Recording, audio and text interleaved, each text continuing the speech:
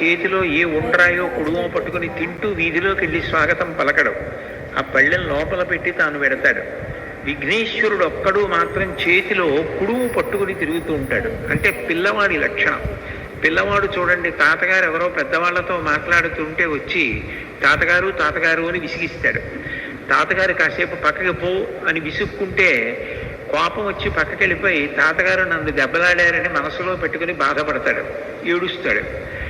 వాళ్ళు వెళ్ళిపోగానే తాతగారు పిలిచి ఇదిగో ఈ పండు తిను అంటే మళ్ళీ పరిగెత్తుకుంటూ వచ్చేసి తాత తాత తాత అంటూ ఒళ్ళోకి ఎక్కి కూర్చుని తాతతో కబుర్లు చెప్తాడు. అంటే ఆయన మనసుకి కలిగినటువంటి కష్టాన్ని చాలా తొందరగా ఒక బాలుడు ఎలా మరిచిపోతాడో అలా మరిచిపోయి క్షమించగలిగినటువంటి గుణం, అనుగ్రహించగలిగిన గుణం విఘ్నేశ్వరుని యందు ఉంది. అందుకని ఆయన బాలరూపంతో ఎప్పుడు చేతిలో కుడుము పట్టుకుని తిరుగుతుంటాడు. అది కారణం. బాలగణపతి అని ఎప్పటికీ ఆయన పరమశివుని యొక్క పెద్ద కుమారుడు. తమిళ దేశంలో పిళ్ళయార్ పిళ్ళయార్ అంటుంటారు. అంటే పెద్ద కొడుకు పెద్ద కొడుకు. ఎప్పటికీ అలా పెద్ద కొడుకు ఒక పిల్లవాడిగా ఉండిపోవడానికి కారణం ఏమిటంటే ఆయన యొక్క క్షమాగుణం. ఇది రెండవ లక్షణం. ఇక మూడవ లక్షణం ఏమిటి అంటే విఘ్నేశ్వరుణ్ణి స్మరించినంత మాత్రము చేత విఘ్నము తొలగిపోతుంది. విఘ్నము అంటే పరమ ప్రమాదకరమైనది. అది కార్యహంతి, అంటే ఇక కార్యము జరగకుండా చేసేస్తుంది. ఏదో కష్టపడితే కార్యం జరగడం కాదు, అసలు ఇక ఆ కార్యం జరగదు, అర్ధంతరంగా ఆగిపోతుంది. అట్లా కార్యం ఆగిపోయింది అంటే విఘ్నేశ్వరుని యొక్క అనుగ్రహం లేదు అని గుర్తు.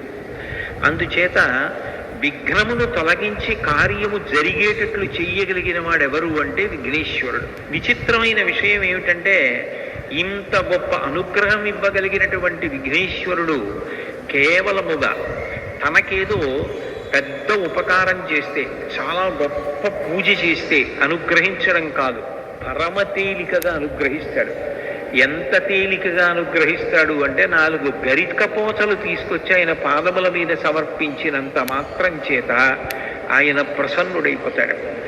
అందుకే ఎక్కడా లేని రీతిలో ఈ గరికతోటి విఘ్నేశ్వరుడికి పూజ అంటే ఆయన యొక్క సౌలభ్యాన్ని ఆ పూజ తెలియచేస్తుంది.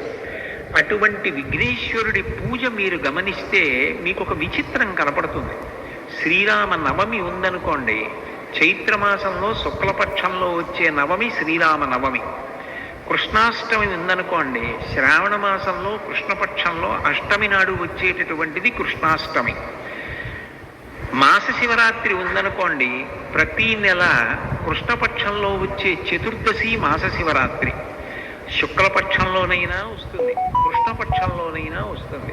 పౌర్ణమి అమ్మవారికి అత్యంత పూజకి యోగ్యమైనటువంటి తిథి, అది నెలలో ఒక్కమారు వస్తుంది.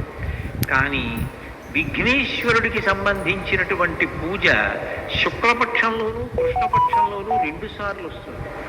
శుక్లపక్షంలో వచ్చేటటువంటి 4వ తిథి ఏదైతే ఉందో ఆ చతుర్థి విఘ్నేశ్వరుడి యొక్క పూజకి ఉద్దేశింపబడింది. వరసిద్ధి వినాయక గణనాయకాయ గణదైవతాయ గణాధ్యక్షాయ ధీమహి గుణశరీరాయ గుణమండితాయ